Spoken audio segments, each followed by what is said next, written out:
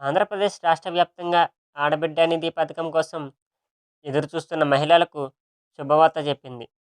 ఈ ఆడబిడ్డ నిధి పథకానికి సంబంధించి ఎవరెవరు అర్హులు, ఎలా అప్లై చేయాలి, ఏమేం డాక్యుమెంట్స్ కావాలి అనే విషయంపై ఈ వీడియోలో తెలుసుకుందాం.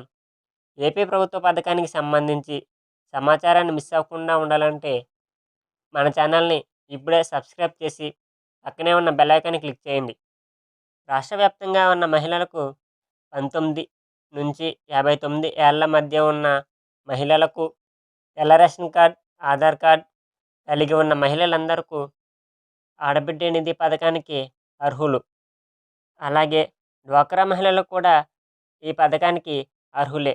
కానీ ఎన్టీఆర్ భరోసా పెన్షన్ తీసుకునే వారికి, ఆశా కార్యకర్తలకు, అంగన్వాడీ టీచర్లకు, గవర్నమెంట్ ఉద్యోగులకు ఈ ఆడబిడ్డ నిధి పథకం వర్తించదు. ఈ పథకానికి కులాలకు సంబంధించి ఎటువంటిది లేదు.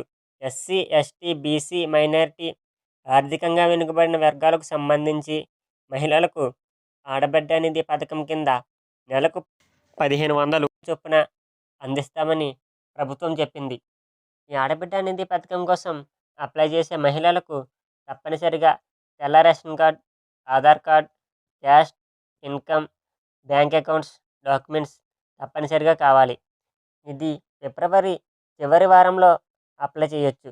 Caste certificate, income certificate WhatsApp ద్వారా కూడా మనం పొందవచ్చు. ఇప్పుడు కూటమి ప్రభుత్వం కొత్తగా ఆర్టిఫిషియల్ ఇంటెలిజెన్స్ ద్వారా వాట్సాప్ సేవలు అందజేసనున్నది. దీని ద్వారా 150 రకాల సేవలను మనం ఇంట్లో ఉండే అప్లై చేసుకోవచ్చు. క్యాస్ట్ ఇన్కమ్ కూడా మనం మెసేజ్ ద్వారా ఈ సర్టిఫికెట్స్ పొందవచ్చు.